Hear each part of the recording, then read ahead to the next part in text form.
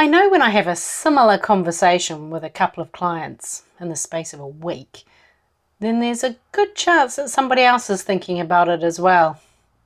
That conversation was in response to an inquiry on what's getting in the way of you being more productive.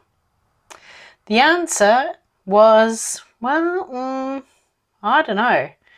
I'm just lazy, I guess. So we drilled down. And you know what? This idea of being lazy is actually the key to a chest full of gems.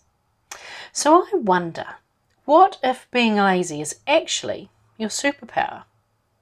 Join me today as we go behind the scenes to discover what's really going on. Understand that and apply the remedies we talk about today, and you'll be moving on from lazy and into productivity in no time. Let's get started, shall we? Well, hello, beautiful people, and welcome to the Project Joyful podcast. I'm your host, Tracy Tutty, your medical herbalist and high performance coach. So, hey, Project Joyful isn't just about being happy. It's about consciously creating a life you love. It's about remembering how to reconnect with your soul-centered joy. You know, that joy that comes from doing what you love, from living on purpose, and from being in a life that allows you to experience deep joy moment by moment. So hey, let's get started, shall we? So, I've been having a few productivity conversations where this idea of being lazy and laziness being something that's shameful or bad has come up. In most of these conversations, laziness actually served a purpose, and more importantly, it held the key to supercharging their productivity. So that got me thinking, what if being lazy was actually a superpower rather than something to be overcome? When I asked what got in the way of them being more productive, they told me that they were lazy. But what exactly is lazy? Well, the dictionary defines it as being unwilling to work or use energy. What are the symptoms of laziness? Well, this is interesting. Procrastination, feeling tired, feeling a lack of self-worth, or being easily distracted. Interesting. So instead of defining our identity as being the reason for not getting things done, what if we address the underpinning driver of that laziness?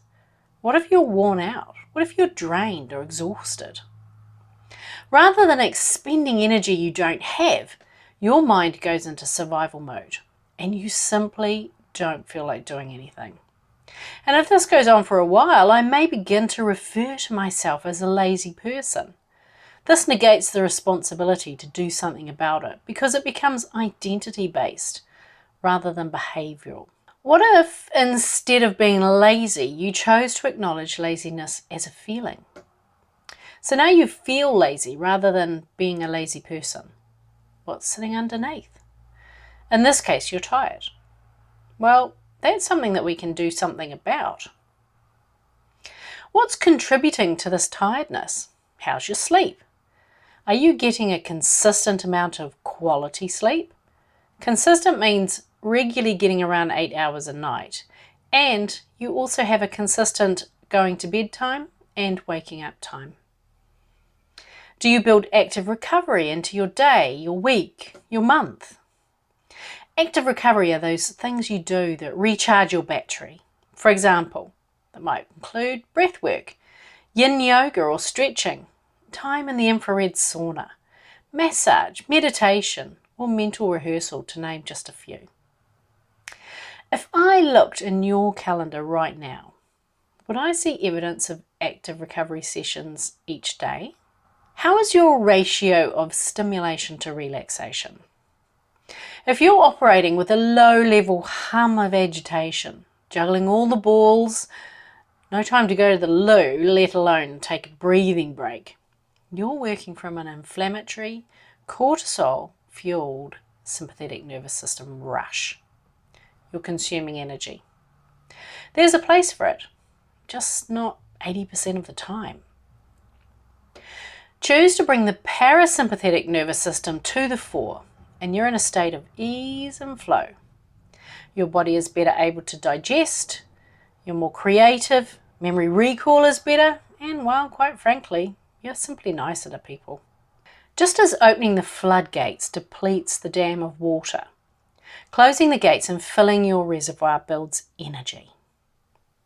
What's the outcome from using active recovery, adjusting your sympathetic to parasympathetic nervous system ratio, and dialing in your sleep routine? Well, you have enough energy to do the things you want to do.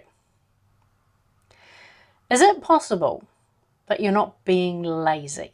You're simply worn out. And where will you be in a year's time if you travel down that road?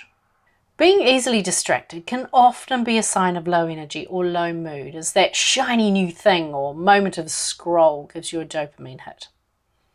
Dopamine is the feel-good neurotransmitter. Do something fun or get something done, and you're rewarded by that dopamine-induced feel-great feeling. Foods rich in tyrosine will boost your dopamine levels, as will exercise, a great night's sleep, and meditation. That dopamine-driven feedback loop can also be found in playing slot machines, otherwise known as the pokies. Positive social interactions also generate a dopamine hit. So every time you get a notification on your phone or a like, your desire for social validation is met and the dopamine hit ensues.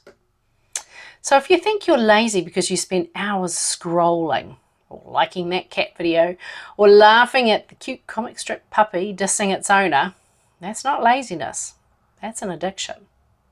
Don't believe me? Put your phone in a drawer for 24 hours and pay attention to the roller coaster of emotions. We're masters of efficiency. If we can get our dopamine hit by 10 minutes of scrolling, which really requires no energy investment at all, why would we choose to do the other task, which requires way more effort? Put your phone away and choose a different feel-good vehicle. Procrastination is the art of delaying something. Now, I say art because we can get pretty creative with our procrastination. The key is to see procrastination as a behaviour rather than your identity. It's not simply who you are. It's a symptom of a much deeper cause. We procrastinate because we don't have the energy necessary to do or maintain the thing. We procrastinate because we're afraid of the thing or the consequences of achieving or not achieving the thing. And we procrastinate because, well, it's a more resourceful state than feeling overwhelmed. As I'm sure you're hearing, I've got a lot to say about procrastination. I also have a framework to support you in moving through procrastination, and I'm going to share that in detail next week. So, here's why I consider feeling lazy as your superpower. Feeling lazy is a signpost, a clue to what's really going on underneath. If we choose to be brave and tease into our laziness just a little bit, a whole new world will unfold. A world of possibility that comes from just one or two minor adjustments. Those minor adjustments have the power to move you from lazy to productive in a heartbeat. Sending you lots of love. Bye for now.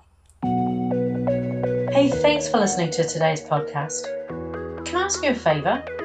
If our conversation spoke to you today, could you please take a moment to leave a 5-star review? Your review will help people discover this podcast, and together we can create a world where there's even more love and more laughter.